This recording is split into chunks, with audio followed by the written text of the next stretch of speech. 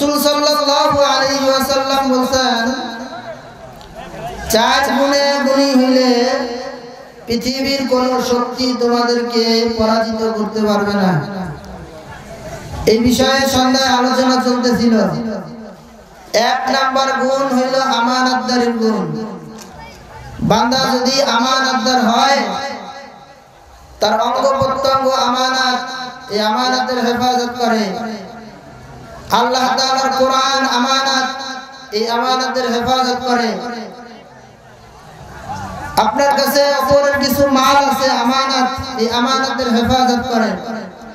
নেতার কাছে রাষ্ট্রের কিছু মাল আছে আমানত, এই আমানতের যদি হেফাজত করে। চেয়ারম্যান, মেম্বার, এমপি, মন্ত্রী যে যেই পর্যায়ের দায়িত্বশীল আছে, এই প্রত্যেকে যদি তার কাছে যে আমানত আছে রাষ্ট্রে, এগুলোর হেফাজত করে, তো ভাইয়ের কাছে বোনের কিছু আমানত আছে, এই আমানতের যদি হেফাজত করে। বাবার কাছে সন্তানের কিছু আমানত আছে, এই আমানতের যদি হেফাজত করে, তো সে আল্লাহর খাতায় মুমিন হয়, কামেল মুমিন হয়। আমানতের হেফাজত না থাকলে মুমিনের খাতায় নাম থাকে না। এটা ছিল এক নাম্বার পয়েন্ট। দুই নাম্বার পয়েন্ট ছিল সদা সর্বদা সত্য কথা বলা। মুমিনের দুই নাম্বার গুণ কি ভাই? সদা সর্বদা। রাসূল বলেছেন সিদকু হাদিসি, সদা সত্য কথা বলো। কারণ আমি মুহাম্মদুর রাসূলুল্লাহ সাল্লাল্লাহু আলাইহি ওয়াসাল্লাম জিন্দেগিতে কোনোদিন মিথ্যা বলি নাই। সুবহানাল্লাহ। এইজন্য হাদিস শরীফে রাসূল সাল্লাল্লাহু আলাইহি ওয়াসাল্লাম বলেন, আসিদকু ইউনজি ওয়াল কিযবু ইহলিক। সত্য মানুষকে মুক্তি দেয় আর মিথ্যা মানুষকে ধ্বংস করে দেয়। সত্য বইলা যদি আপনার মনে হয় যে আপনি সাময়িক পরাজিত হবেন, তারপরও সত্যই বলতে হবে, মিথ্যা বলার কোনো সুযোগ। সত্যবাদীর সাথে আছেন কে? সত্যবাদীর বিজয় দান করেন কে? সত্যবাদীর ঠিকানা বানায় দেন কোথায়? আল্লাহ।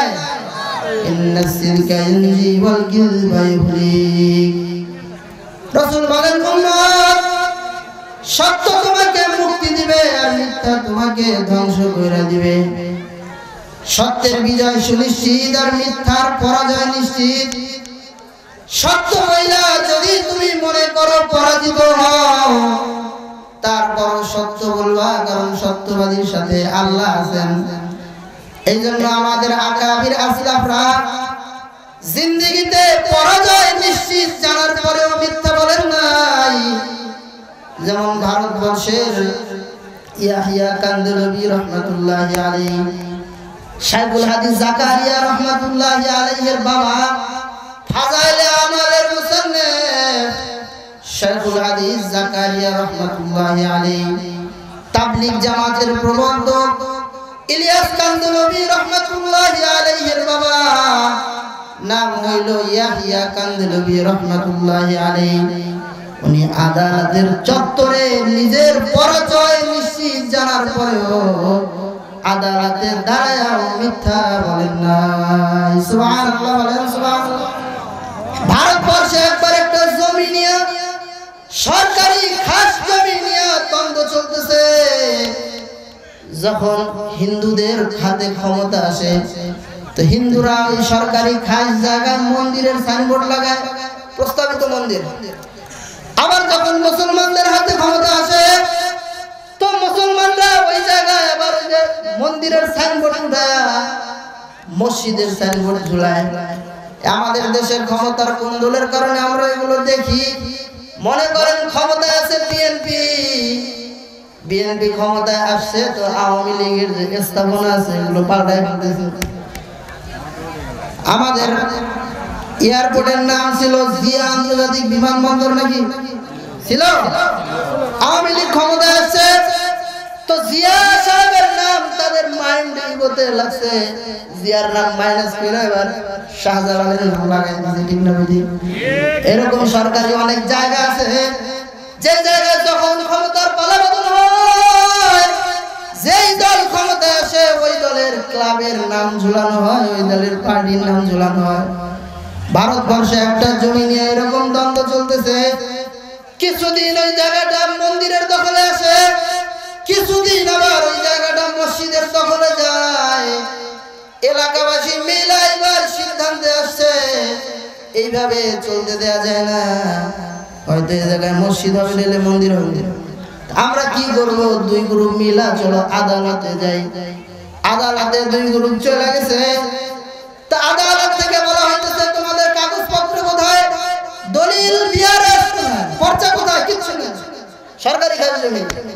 তো সিদ্ধান্ত দেওয়ার সিস্টেম হলো আদালত থেকে বলা হইতেছে তোমাদের এলাকার সবচাইতে বয়োবৃদ্ধ লোক যে, তারে আদালতের চত্বরে হাজির করো, তার কাছ থেকে আমরা শুনবো সর্বপ্রথম এই জায়গাটা যদি মন্দিরের দখলে থাকে তাহলে চিরদিনের জন্য মন্দিরের সিদ্ধান্ত হয়ে যাবে।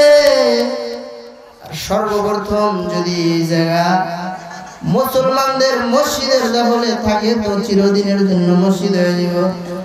এই যে ভারতের দাদা বাবুরা বর্তমানে যা করতেছে মোদী সরকার, 400 বছর আগে নাকি এই যে বাবরি মসজিদের নিচে একটা রাম রহিমের মন্দির ছিল, এই অজুহাতে মুসলমানদের কলিজার স্পন্দন 400 বছরের মুসলিম স্থাপনা বাবরি মসজিদকে তারা ভেঙে দিয়েছে। জানেন না আপনারা কারণ কি? তারা দেখাইছে যে এই মসজিদ হওয়ার আগে এই জায়গায় রামের মন্দির ছিল, নাউজুবিল্লাহ বলেন। অথচ এই জায়গা যারা অ্যানালাইসিস করছে তারা বলে যে এখানে রামের মন্দির তো দূরের কথা, এর কোনো চিহ্ন নেই। তারপরে জোরদার কথা বলেন না, জোরদার তারা ক্ষমতায়, হিন্দুত্ববাদী সরকার ক্ষমতায়, এরা একটা যুক্তি দিচ্ছে যে এখানে যেহেতু আগে মন্দির ছিল কাজে মন্দিরের জন্য দিয়ে দেওয়া হবে। সেম কাহিনী চলতেছে ভারত উপমহাদেশে। কিছুদিন জমি আসে মুসলমানদের দখলে, কিছুদিন যায় হিন্দুদের দখলে। আদালত থেকে বলা হয়েছে যে দলিল নাই, বিআরএস নাই, পর্চা নাই, কিচ্ছু নাই। এটার সিদ্ধান্ত দেওয়ার জন্য মানে ওই যে এক দলিল মানে 7 দলিল আর 1 দখল নাকি আছে না বললি একটা। তাহলে আগে যদি মুসলমানরা এই জায়গা দখল করে সাইনবোর্ড ঝুলায় থাকে তাহলে মুসলমানদেরকে এই জায়গা দিয়ে দেওয়া হবে, আর আগে যদি হিন্দুরা দখল করে এই জায়গায় মন্দির করে থাকে হিন্দুদেরকে দিয়ে দেওয়া হবে। আদালতে পুরা গ্রাম ঘুরে দেখা গেল ওই গ্রামে ইয়াহিয়া কান্দলবির চাইতে বয়স্ক লোক নাই, তো তারে আদালতের কাজ করায় দাঁড় করানো হয়েছে। মুসলমানরা খুশি হয়ে গেছে, বলে যে যা মুসলমান যেহেতু আমাদের পক্ষে সাক্ষী আছে তো আমরা এই জায়গাটা মসজিদের জন্য পেয়ে যেতেছি, ঠিক না বেঠিক? কিন্তু রাসূলের শিক্ষা সত্য বলবা, তোমার পরদায় যদি নিশ্চিত হয় সত্য বই মিথ্যা বলার সুযোগ নেই। ইয়াহিয়া কান্দলবিকে আদালত থেকে জিজ্ঞাসা করা হইতেছে, ইয়াহিয়া কান্দলবি সর্বপ্রথম এই জায়গাটা যখন দখল হয়েছে এই জায়গাটা কি মন্দিরের দখলে ছিল নাকি মসজিদের দখলে ছিল? ইয়াহিয়া কান্দলবি মুহাম্মদুর রাসূলুল্লাহর ওয়ারিস, সুবহানাল্লাহ বলেন, সুবহানাল্লাহ। মুহাম্মদুর রাসূলুল্লাহর শিক্ষা আদালতের চত্বরে ফাঁসির দড়ির সামনে দাঁড়ায় যদি তুমি জানো আমার মরণ নিশ্চিত, তারপরেও ফাঁসির দড়ির সামনে দাঁড়ায় মিথ্যা বলা যাবে না।